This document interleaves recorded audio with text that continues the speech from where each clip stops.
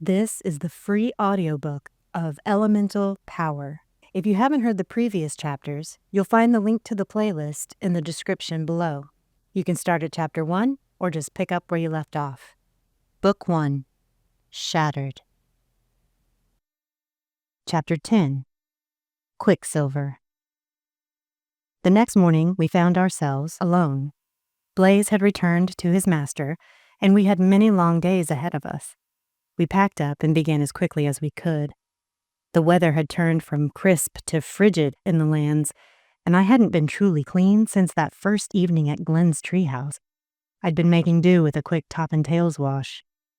I was growing weary of the endless walking. I wanted nothing more than to be in a plush hotel room by a white sand beach, sipping margaritas and exploring all the joys of marriage with Glenn. Traveling all the time left me feeling gross, always covered in grime from constantly moving, sweat encrusted and filthy by each day's end. I hadn't actually tried wishing for a bubble bath from the tent yet. It seemed frivolous. We settled into spending the winter in the western lands as the water began to freeze over and the snow sprinkled occasionally. I had no idea what to expect from Silver or any of the other water creatures. The landscape was wet and alien, but flat at least. For 10 days we traveled, the endless flatlands spreading out before us. No horses appeared, and no dragons entered this land, so we were stuck hoofing it ourselves. Our journey was less harried. We hadn't seen a single fairy, and we had ample opportunities to chat as we walked. We stuck to harmless topics for the most part, basic stuff, nothing too deep. The need to know everything about him kept me contented as the days wore on and on. "Have you ever been to the West before?" I asked one day. "Once," he said, taking my hand and holding it as we walked. "Well, don't spit it out all at once." He laughed his typical half-laugh and slowed our pace a little. The morning was a misty blue. The clouds covered the sun, casting an eerie haze all around. Flat ground, dotted with lakes connected by serpentine rivers, made the going complex. On one hand, we didn't have to climb over any mountains, but on the other hand, we did have to wander far afield to find a place to cross the many half-frozen water obstacles we came upon. "Well, it was with Lillian," he said, and I understood his hesitation. "Do you think of her very much?" "Occasionally. Usually when I see my brother, or hear a baby's cry. Her memory doesn't haunt me. She never truly belonged to me, anyway." "When did you find out about them?" He sighed, his expression mournful. "From the very beginning. I was appalled. How long did it go on?" "From the day after our bonding to the day I forced her to choose, about half an age. Gable was there, at the wedding. He was my honored witness. He stood beside me as I took my vows, toasted me at the feast, danced, and celebrated with us. I could tell that something was going on right from the start, but I never had any proof.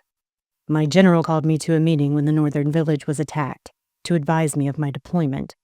I came home from the meeting to pack and say my goodbyes, and nearly caught them in the act. I had seen Gable running out the back of our house, his clothing in his hands." He drew a deep breath and continued the story. When he had walked into his house, he found her lying in a disheveled bed, her skin flushed and trying to control her breathing. Her hair was all askew. She usually wore it up in a series of braids, but they were unraveling. He asked if she was ill. She said she wasn't. He asked if she needed anything. She didn't. He asked her to bed. She refused.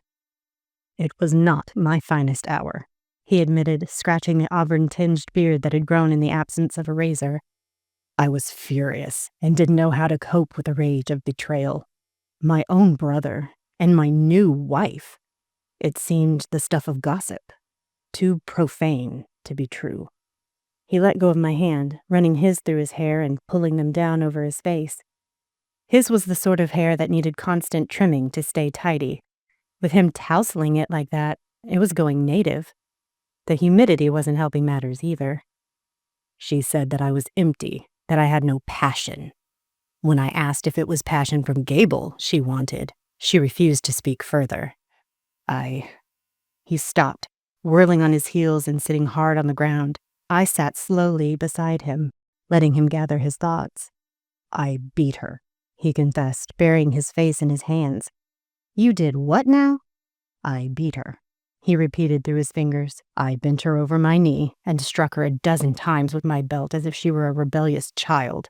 I screamed and cursed and showed her how wrong she was, how much she'd hurt me. She wanted passion. Well, I was bursting with it.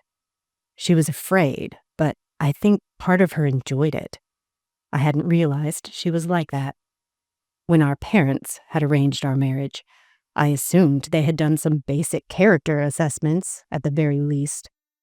A tear leaked through his hands and splashed on the dirt. "Wait, you didn't know her before you were bound to her?" "It was all arranged. You're not the only one who's felt the lack of choice." I took him in my arms and held him, stroking his hair and whispering loving gibberish. I couldn't imagine. He had done his duty and been terribly hurt by her. What a skank. Good thing she was dead. I wanted to kill her myself.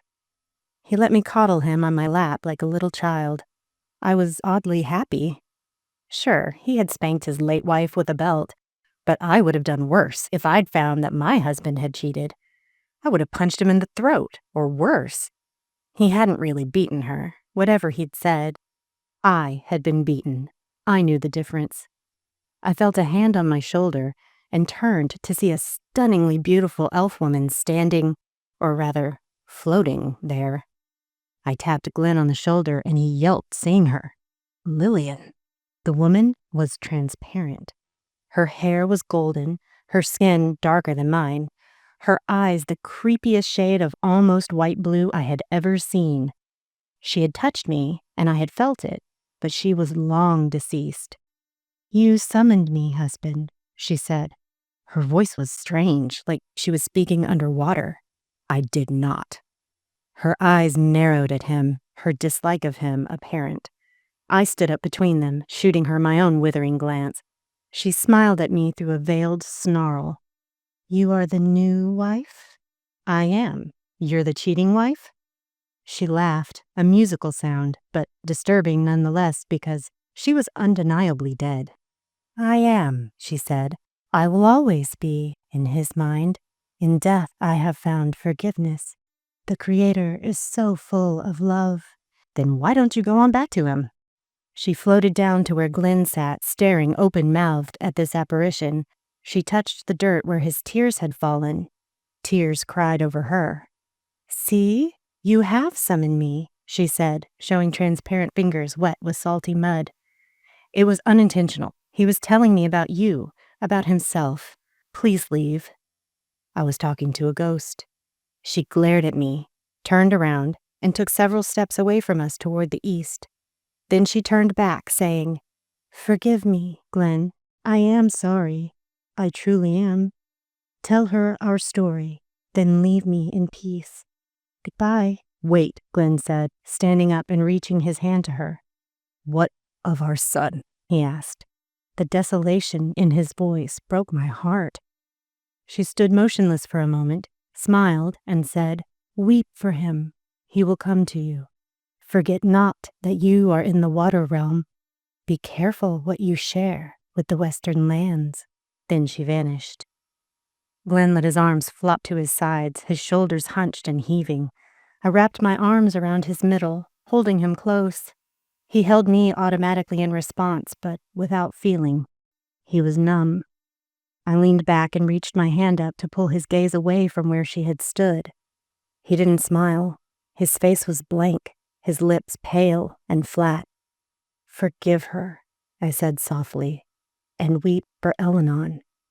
The fit of despair that overtook him shocked me with its intensity. I didn't know if he had ever mourned the loss of his son without it being tainted by the memory of his treacherous wife. He did so now, openly and with gut-wrenching earnest. He didn't want to be held anymore, pulling away with an apologetic look and moving to sit on a boulder several feet from me. This was his private grief. Lillian's memory had relevance to us, and he shared her with me. Elenon was his alone. I walked away a bit to give him space. I cried as well, for Glenn. careful not to let my tears touch the ground. When the first wave of grief relented, he reached out to me. I came to him gladly, sitting on his lap, wrapping him in a hug. The ground beneath us was speckled with tears, and I dared not touch them for fear of lessening their power. We waited together for his son. "He would have been age 10 by now," he said into my hair. I held him close, willing my love to flow into his heart. I could feel his pulse on my cheek as I burrowed my face into his neck. He was shaking with emotion. We let the silence soothe us. "Father," said a male voice behind Glenn. I saw him first, since I was already facing that direction. He wasn't 10. He looked about 16, his form made of vapor. His hair was blonde like his mother's, but curly like Glenn's. The cut of his face was unmistakably his father's. He was all angles and points and immensely handsome. "Eleanor." Glenn turned us both in an effort to see him. I stood to leave them alone, but he grabbed my hand and held me next to him. "I'm so happy to meet you, Father," Eleanor said, smiling. The boy's smile was his father's, possessing the power to provoke love and break hearts in a single flash. Glenn took a steadying breath as he stood. "I'm so happy to meet you," he said, and rushed over to the boy, hugging him and lifting him off the ground with the force of the embrace. The child laughed, a lovely sound, and I wiped a tear from my eye, feeling incredibly blessed to witness the reunion. "How are you?" Glenn asked, stepping back and walking around him in a circle, taking in every angle and committing it to memory. "I am well, Father. I live with our Creator. He has told me many stories of you, and of you," he said, turning his young gaze on me. "Really?" Glenn asked. "I hope they were good ones." "Always," Eleanor laughed. "He sees the best in everything he creates. He loves you very much. He wanted me to tell you that." "Oh, Eleanor," Glenn said, and another tear slid down.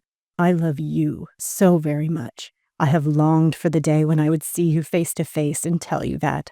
I'm so sorry that I left you," he added, and continued, nearly hyperventilating. "I never meant. I didn't think I'd never see. I came home to you only to find. I am so sorry, son." Eleanor reached out to his father and held him. Glenn hugged him tightly and they cried together.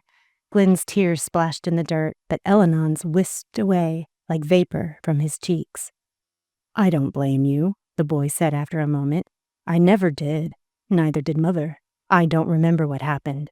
All I remember is waking up in heaven with a Creator, being told what a great man you were, learning with the billions of children there, and growing up in the presence of angels. I love you, Father. I have never felt anything but love for you, and longing to meet you. Thank you for summoning me. My time is drawing short. I must go soon. I love you, son. I miss you every minute of every day," Glenn whispered. "I love you too, Father. Thank you for giving me life. I will see you again in heaven. You will be there with me. I have seen it." Glenn laughed with sheer joy, clapping his son on the back and shaking him with the force of his happiness. "The Creator sent me with a message for your new wife," Eleanor said, and I snapped to attention hearing myself mentioned. Eleanor turned his blue eyes on me, smiled, and came near. He hugged me, and I filled with warmth at his vaporous touch. When he released me, he said, "He wants you to know that he is with you. He has been with you always and has great things in store for you. Simply follow the path you have started upon and believe that you will accomplish your task. The entire world of elementals is counting on you, and he stands behind you in the heavenly realms, cheering. Rejoice and love my father. I am pleased to have met you, stepmother. Goodbye. Goodbye, Father. I will always love you." He vanished. We were so drained of emotional energy that we set up the tent in mid-afternoon, ate dinner in stunned silence, curled up together, and rested. Glenn fell asleep almost immediately, being the most exhausted. I remained awake for a while, watching him sleep. I ran my fingers through his hair lightly, admiring the softness and shine of it in the candlelight. The thought of candles brought my earlier musings of bath time to mind. I wished fervently for a large, hot bubble bath. One appeared over the fire in the center of the tent. It was made of hammered copper and steaming, heated by the flames and magnificently scented. I stripped off my clothes with zest and lowered myself into the tub. It was heavenly, slatted with wooden boards on the bottom to keep it from getting too hot. Every muscle ached from walking and crying. I let the warmth flow over me and caress my skin. I wished for some wine, and it appeared in my hand, a rich red vintage in a crystal chalice. I sipped gleefully, sighing to myself in the wavering candlelight. My ring shot rainbows onto every surface as I admired it, and the chalice magnified the effect. I set the glass down on a shelf affixed to the edge of the tub and dunked my whole body beneath the bubbly surface. The heat of the water seeped into my muscles. I felt clean for the first time in weeks. As I came up for air, my legs rubbed together, and I frowned at the long stubble there. I wished for a razor and some shaving cream, as well as body soap, shampoo, and conditioner. They all appeared, named differently, but each bottle obviously labeled as to its use. The razor was a bit of a mystery to me, being a straight-edge razor and deadly if used incorrectly. I sliced myself shallowly on the first stroke, and my blood seeped into the water. I learned how to use it quickly, though, and suffered no more than a few nicks after that. I shaved my armpits carefully, delighted by the clean feel of them no longer scratching me when my arms moved. I washed my hair and body, reveling in the thick lather. Letting the shampoo sit for as long as I could before it started running into my eyes, I completely submerged and shook my long hair in the water to rinse it. My eyes were closed, and I was floating slightly. Moving upward to breathe, I found the surface farther from me than I'd thought, and the water was suddenly colder. Waving my arms in an attempt to resurface, I eventually broke through to take an enormous gulp of air. I opened my eyes and found myself in the middle of a vast ocean. The water lapped against me in waves. There was no land nearby. The moons were up and shone in slivers, scattering diamonds on the surface of the deep. Terror seized me. I was alone in the abyss. Who knows what hideous monsters would come and drag me down into oblivion? I felt like someone was watching me. I began to shiver from deep within.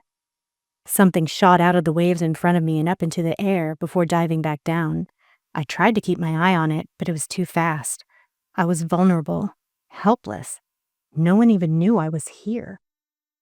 Strands of flowing silver floated up from the ripples where the creature had splashed down, followed by the faintly blue face and shoulders of a beautiful woman. Her hair was shimmering in the waning light of the moons, and she smiled at me warmly. "Welcome, daughter of the warlord. I've been expecting you," she said. Her voice was clear and sparkling, like the waters of her world. "You could just call me Alana," I replied, beginning to tire of treading water. "Alana," she replied, breaking into a grin. "Yes, child. Welcome. I am Silver, Watcher of the Western Lands. How did you know the way to greet me?" "I didn't," I answered truthfully. "I was taking a nice soak in the tub, and all of a sudden, I was in the middle of this ocean. A drop of blood in the water. That is all it takes for a land creature to meet with me," she said. I had unwittingly fulfilled that requirement by shaving. My legs burned. The salt was irritating the many slices left as evidence of my inexperience with a straight edge. "Come into my house. We shall dine," she said, and grabbed me by the arm, dragging me down into the depths of the ocean before I could take a decent breath. The water swept past my face as we went down and down. Her massive bluish tail was pulsing powerfully, speeding through the deep. A large palace came into view, hidden there on the white sandy floor. As I passed through the elaborate front door, I was suddenly able to breathe again. I was underwater, deep underwater, and I could breathe. The experience was dizzying. There was a bubble of air around my head. I felt drops of salt water rolling down my nose. "I'm breathing underwater. This is awesome." She laughed with a sound like soap bubbles bursting. "I'm glad you find the sensation pleasant. Not all do." I could understand that. I was battling with my brain, even though I liked the impossibility of it. Logic was insisting that I was about to die. It was just too magical to be afraid of right now, so I put logic to rest. What an amazing opportunity. I could maybe get the third watcher convinced and have some time to just be with Glenn until spring bloomed in the northern lands. "Congratulations on your wedding," she said, spinning around and planting her fishy half in a delicate throne of living coral. "I'm sorry it was so ill-timed."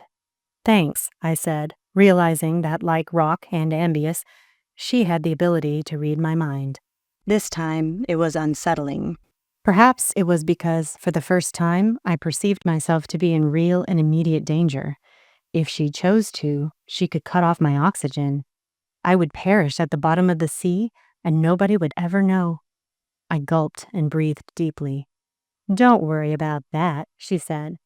"I have no desire to see our world destroyed, and I would not like you to die while in my dominion. In fact, it was I who saved you before." Food and drink were being brought into the room on silver trays, being held by a slight disturbance in the water. It had vague human form, but was completely see-through. Why did everyone assume I was hungry? "Water sprites," she said, waving in their direction. "They appear like this when in their element. They can venture on land as well, but then take a more corporeal form." "What do you mean you saved me before?"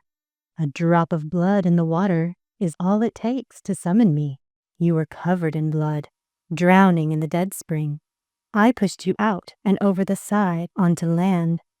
"Oh," I said. "Thank you very much for that." I smiled at the water sprite and thought it smiled back, nearly invisible lips parting and pushing cheeks upward. The trays were piled high with ocean greens and berries. I felt a bit unsure about eating seaweed raw. "You need not eat. The wine is truly excellent, though.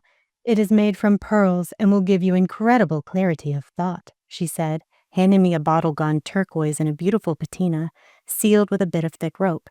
I pulled out the stopper within my bubble of air so I wouldn't get seawater in it. I took a hesitant sip.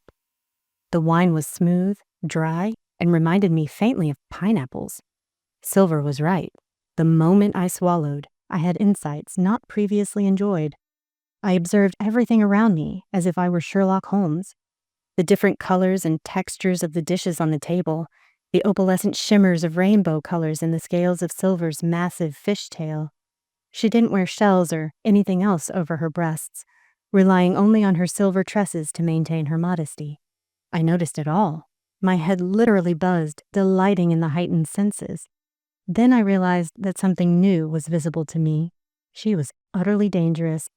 Not to me necessarily, but I could imagine her singing to men to draw them under, plucking out their treacherous hearts when they tired of her. She was vicious, territorial, wise, and devastatingly beautiful. I was glad that Glenn hadn't been in the bath with me. Wait, was I naked? I looked down at myself. Yes, I was indeed. I crossed my legs and covered my chest absurdly. The laugh-like bubbles floated up again, and I felt myself being clothed with strips of seaweed, an underwater Eve. I thanked her heartily and sat beside her at her bidding, ready to be about my business. "I've come to ask you to join with the other watchers and contact the Creator at the appointed time. Do you know your elf?" Her turquoise eyes were blades flashing in the moonlight. That question rattled me. "Yes, I think I do."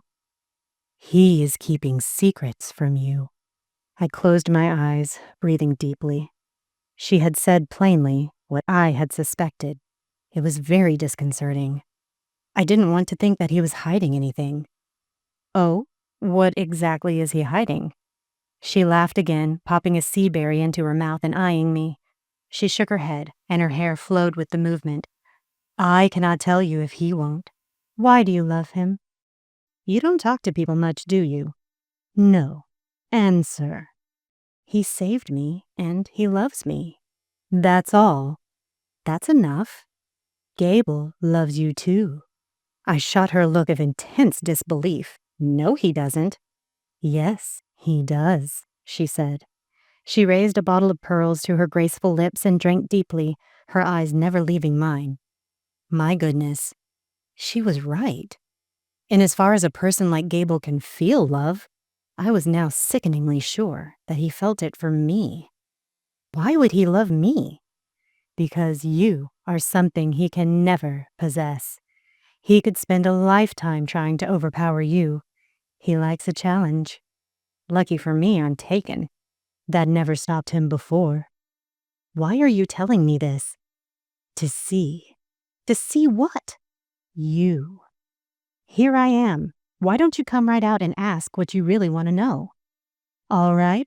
Why should I help you? Because my mind went totally blank. She sat back in her throne, chewing another berry. I'm listening. Because I need help to save your world. She leaned in, narrowed eyes and smirking lips coming close to mine.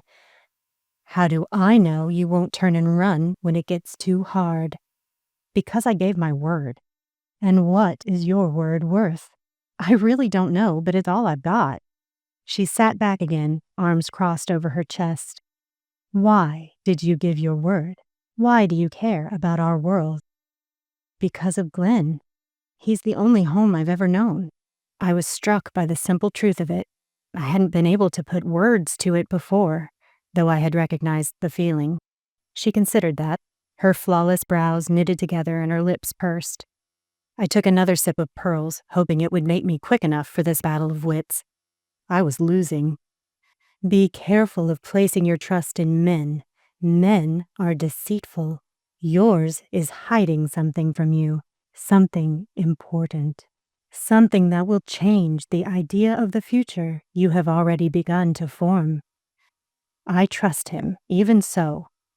Her last statement had shaken me more than anything else could have. The bottle trembled slightly as I raised it again to my lips. She plucked a large berry from the platter and popped it into her lovely mouth, chewing delicately. I noticed the pearls adorning her neck. They were flawless, as was her skin. I never thought blue skin could be so alluring, but there it was. I will do as you ask, she said. It has been a long time since I heard the Creator's voice. Truth be told, I do miss him. He is the only male I have known to be faithful forever. I want to see the empire of war the intruder built be torn down and cast from our realm. His treachery goes beyond the deceits of men. Therefore, I will do all in my power to help you. Thank you. I felt the muscles in my back relax at her words. I will send one of my subjects with you, just to keep you at your word, she said, pleased sounding. My heart fell. I had been looking forward to solitude with Glenn. Now I'd have another person to compete with. She laughed and added, He will be no bother to you. He is my dearest companion. She lifted her head and called out toward the round doorway. Marlowe, come, please. A water sprite hurried to her side, bowing low and kissing her hand. He was like looking through a glass of water. The faint moonlight bent at awkward angles, and because of that anomaly, I could almost make out his figure. This is Marlowe. He is my advisor and very good friend. He will accompany you on your journey, she said to me. Turning to him, she added, Marlowe, she is a newlywed. You will find your own accommodations. Yes, ma'am, he answered. Thank you for your generosity, Silver, I said. She rose and swam to me with her hair flowing behind her. Good luck and peace be with you. Marlowe will keep you safe while you rest in my realm. I hope your elf is worthy of your love, since he is all that keeps you on your path. Enjoy your stay in the Waterlands. Now go. Marlowe, return her to her bath. The water sprite took me by the hand and pulled me out the door. The miraculous air went away and I held my breath, kicking to help our ascent.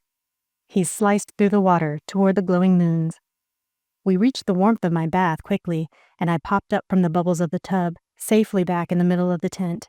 Marlowe had arrived with me, but he quickly splashed out and left me by myself without a word. I noticed that as he left, he became less transparent. By the time he reached the doorway of the tent, he was nearly as solid as I was, wearing clothes of blue and green that seemed to magically form and wrap around him. The tent's canvas doors swung shut, and I was left in peace.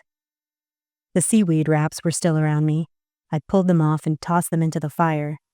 I conditioned my hair, downed the last of the wine, let myself warm back up, and wished for thick towels to dry off with. They appeared instantly, and I wrapped myself in them and wished the tub back where it came from. It vanished from its spot on the fire, leaving not a drop behind. I sighed, contented, seeing Glenn quietly sleeping on our bed. Since the moment of our marriage, the tent had decided that we should share a bed, which was very thoughtful. We retired each night to a large cotton-stuffed mattress that smelled of lavender, with soft pillows and blankets to snuggle in. I watched the steady rise and fall of his shoulder as he lay on his right side, facing me. Dry at last, I threw the towels on the ground and reached for my nightgown, made of flannel now that the weather had turned cold. I watched the firelight dance over his skin, flickering in his caramel-colored locks and the slightly darker whiskers of his face. He had a large forehead, not as if going bald, but just large.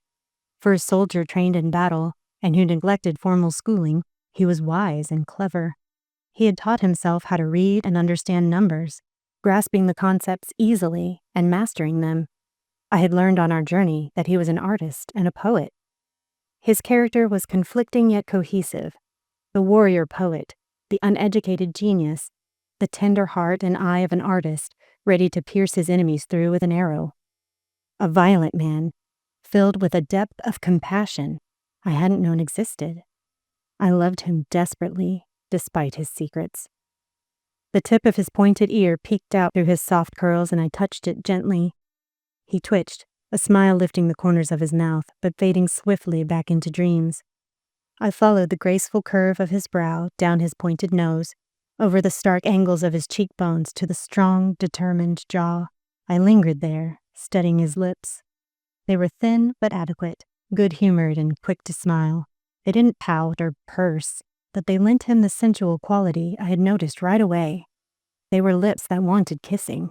I bent to do just that, pressing my mouth to his softly, with great intensity of emotion. He didn't wake, but smiled dreamily, reaching his hand out to my side of the bed, searching for me even when asleep.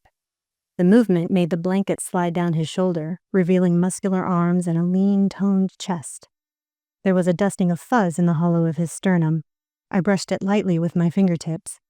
He reached up and scratched, annoyance showing through slumber. I laughed silently, quelling the impulse to do it again. Slowly, I pulled the covers up from his long feet to meet around his middle. I admired the shape of his runner's legs. The outer thigh kept a permanent groove along the quadriceps. It ran neatly from hip joint to ankle, pausing around the knee but picking up on the outer calf.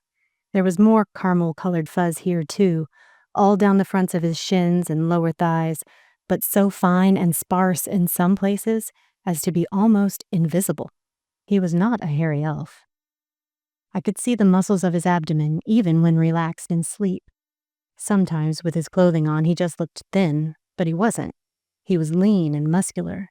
He could run like the wind and see like a hawk. The firelight chiseled him like a sculpture.